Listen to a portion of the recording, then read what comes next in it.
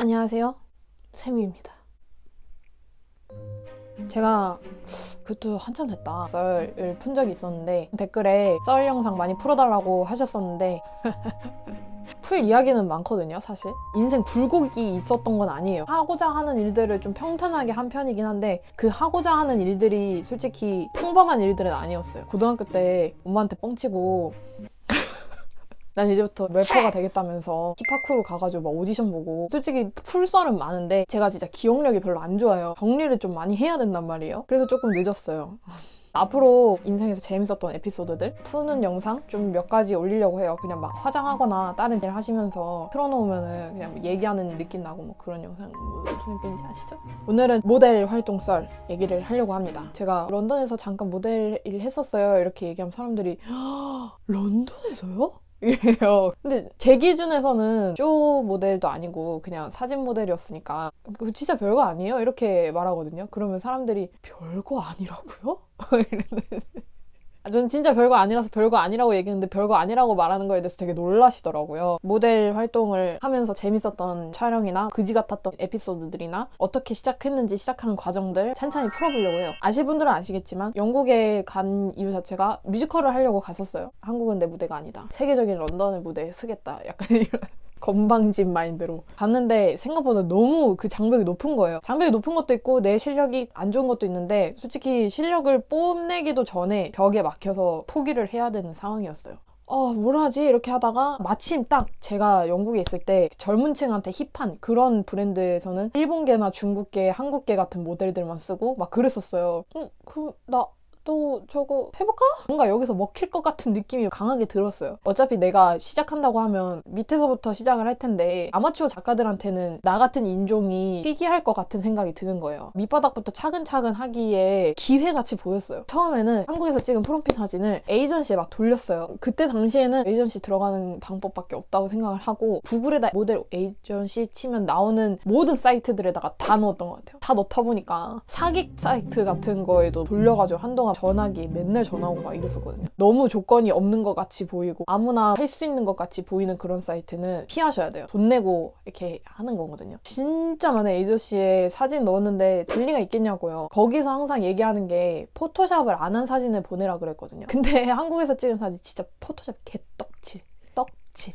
보내면서도 이게 이러면 안 될 것 같은데 안 될 것 같은데 이런 생각이 드는데 딱히 여기선 어떻게 프로필 사진 찍고 뭐 이런 거에 대한 정보가 없으니까 사이트들을 돌아다니니까 점점 그 정보가 습득이 되는 거예요. 명시해 놓은 조건들이 있거든요. 사진에 대한 조건들. 포토샵을 안 한 거여야 되고 기본적인 옷차림에 화장기 없는 얼굴에 그냥 핸드폰으로 찍어도 상관없다 라고 말을 하는 에이전시들이 되게 많았어요. 있는 그대로의 모습을 보여줘라. 이게 약간 포인트인 것 같은 거예요. 흰색 티에다가 청바지 입고 핸드폰 거치대에 고정을 해놓고 방벽 앞에서 포즈를 취하면서 사진 찍었어요.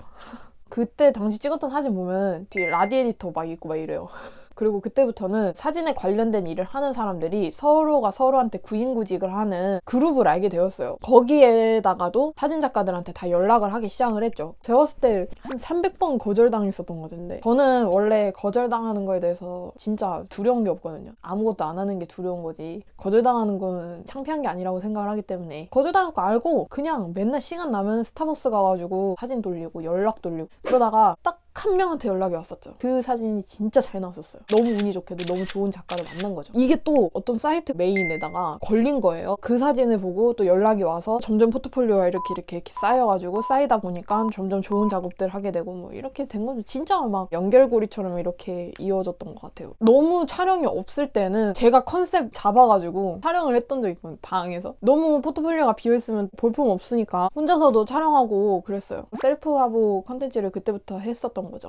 혼자서 찍을 때 되게 웃긴 게 뭐냐면 삼성폰을 쓰고 있었는데 음성 인식을 해가지고 사진을 찍게 해주는 그런 기능이 있단 말이에요. 예를 들어서 치즈 하면 얘가 알아서 착각하고 찍는 거예요. 포즈 찍고 입 안 움직인 상태로 치즈 이런 식으로 처음으로 에이전시 오디션을 보게 됩니다. 내가 생각했던 오디션은 심사위원들 4-5명 정도 방이 있고 거기 한 명씩 들어가서 얘기하고 그냥 누구나 생각할 수 있을 법한 그런 면접장이나 오디션장을 생각을 했는데 딱 가니까 캐스팅 디렉터 한 명당 오디션 보러 온 사람 한 명 이렇게 1대1로 매치가 돼가지고 군데군데에 사람들 그냥 앉아가지고 오디션을 보는 거예요. 비즈니스 인터뷰인데 제가 너무 준비가 안 돼 있는 상태로 했던 거죠, 그때. 운동 뭐 좋아하냐, 여기에 얼마 있을 수 있냐, 무슨 비자를 갖고 있고 뭐 이런 것들. 어차피 안 될 것 같긴 한데 아쉬움이 많이 남는 그런 인터뷰였어요. 직접 치수를 다 재가요. 내가 적은 치수는 믿지 않는다는 거지. 테스트샷 찍고 그러고 집에 가면 되는 그런 거였어요. 1시간 했나? 가장 기억에 남는 촬영이 진짜 처음으로 했던 좀 대규모 촬영이었는데요. 그 전까지는 계속 포토그래퍼 개인이 헤어 메이크업 아티스트랑 모델 구해가지고 자기 포트폴리오 작업하는 그 수준의 작업만 하다가 UCL이라고 거기 학생들이랑 같이 작업을 했었어요. 졸업작품이었던 것 같기도 하고 나 자세히는 모르겠어요. 너무 궁금했거든요. 런던의 예술대학교의 작업실 수준은 어느 정도인지. 학교 안에 있는 스튜디오만 한 20-30개 되는 것 같던데 진짜 스케일이 달라요. 왜 그렇게 등록금이 비싼지 알겠다니까요. 그때 진짜 규모가 컸었어요. 사진작가 한 명에 어시스트까지도 다 있고 스타일리스트랑 헤어 2분, 메이크업 2분, 모델도 저 포함해서 3명이나 있었고 옷도 있잖아요. 그냥 평상복이 아니었어요. 너무 예쁜 거예요. 여태까지 안 해봤던 그런 실험적인 포즈를 해도 될 만큼 옷이 굉장히 독특했어요. 그게 아마 나중에 독일 잡지에 어디 실렸던 걸로 알고 있는데 아직까지도 가끔씩 배경화면 해놓고 다니면 사람들이 이거 본인이세요? 막 이렇게 물어봐요. 저는 맞는데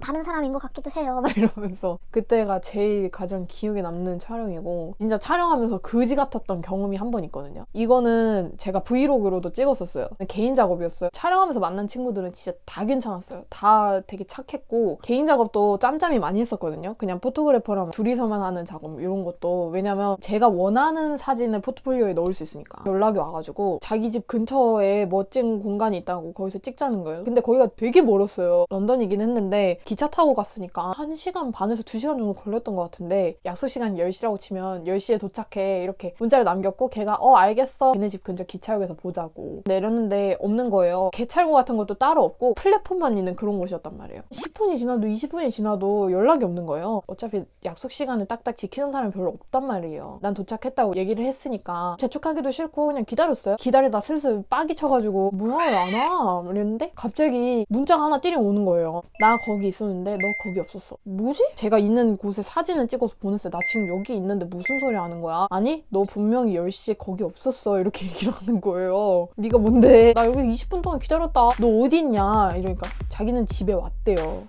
내가 없어서 집에 왔대요. 아니 이게 무슨 신박한 개소리냐고 진짜. 거기서부터 뭔가 뻥 스멜이 막 나는 거예요. 도착했다고 하는 애가 그 약속 장소에 없으면 근처인데 너 안 보인다, 너 어디야? 라고 물어보기라도 막 대가리 깨질 것 같고 몰라 나도 집에 갈 거야 이러고 기차 탔어요. 기차 탔는데 또 문자가 오더라고요. 너 교통비는 내가 줄게 이러는 거예요. 만약에 진짜로 거기 갔었는데 모델이 없었어. 난 돈 줄 생각 안 날 것 같은데 얘가 거짓말 친다고 생각하지? 근데 얘가 갑자기 돈을 준다는 거예요. 거기서부터 그냥 기정사실화가 된 거죠. 작업을 안 했는데 왜 네가 나한테 돈을 주냐. 돈 줄 필요 없다. 내가 봤을 때 너는 휴식이 필요한 것 같으니까 그냥 집에서 쉬라고. 아니 쉬고 싶으면 쉬고 싶다고 얘기를 하면 되지 왜 사람을 불러놓고 그냥 나오지도 않고. 진짜 걔가 처음이자 마지막 그지 같은 사람. 좀 재밌었던 촬영은 고스트 촬영이었어요. 메이크업 아티스트가 저를 캐스팅했었는데 그냥 메이크업 하는 친구가 아니라 좀비 분장 막 이런 거 라텍스 같은 걸로 이렇게 막 상처 만들고 너무 재밌는 거예요. 그리고 얘가 그냥 보통 분장사가 아니야. 진짜 어마어마했어요. 아무것도 모르는 내가 봐도 얘는 너무 잘하는 거예요. 약간 마녀처럼 막 머리도 막 이렇게 해가지고 분장이랑 의상이랑 모든 것들이 너무 좋은 거예요. 내가 코스프레에 이렇게 관심이 많았다니. 저는 연기 전공을 했잖아요. 갑자기 이 인물에 대해서 저 혼자 캐릭터를 생성해가지고 분석을 하기 시작한 거예요. 박해를 받은 마녀다. 약간 이렇게 캐릭터 만들어가지고 사진작가가 이런 포즈를 한번 지어보래. 이렇게 감싸는 포즈. 얘가 연약하게 팔을 감쌀 것 같진 않고 뭔가 뜯어낼 것 같은 느낌이 드는 거예요. 메이크업 아티스트한테 피를 달라고 그래가지고 묻혀서 여기다 막 이렇게 긁었어. 이렇게 사진작가가 사진 촬영 처음 하는 거 아니지? 이랬는데 그게 엄청 칭찬처럼 느껴지는 거예요. 그때만 해도 거의 초반이었으니까. 그 촬영 이후로 모든 촬영에 있어서 캐릭터를 만들었었거든요. 그때 촬영 이후로 나만의 노하우가 생기고 촬영하면서 좀 어려웠던 촬영은 뭐냐면 커플 촬영.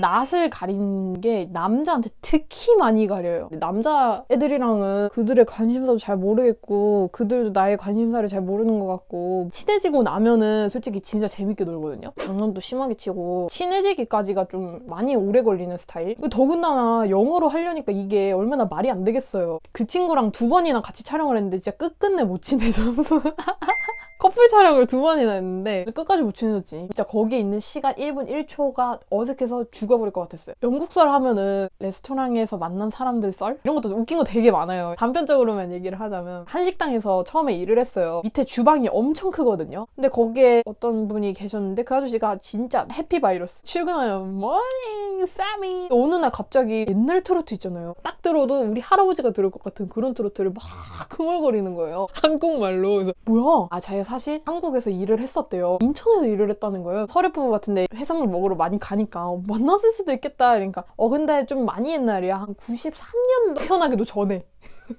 아 괜히 이제 막 영어 뒤에 요 붙여야 될 것 같고 영어 뒤에 씁니다 붙여야 될 것 같고 제가 여장분처럼 생겨가지고 어느 일이나 척척 박사처럼 이렇게 해낼 것 같이 생겼지만 저 사실 되게 공주처럼 자랐거든요. 알바도 있잖아요. 쉬운 알바들밖에 안 해봤었어요. 그런 애가 영국 가가지고 식당에서 서빙 알바를 하려다 보니까 진짜로 천방지축 세미공주님의 뭐 알바 쇼였어요. 진짜 그거는 나중에 풀게요. 왜냐면 지금 경로를 많이 이탈했네요.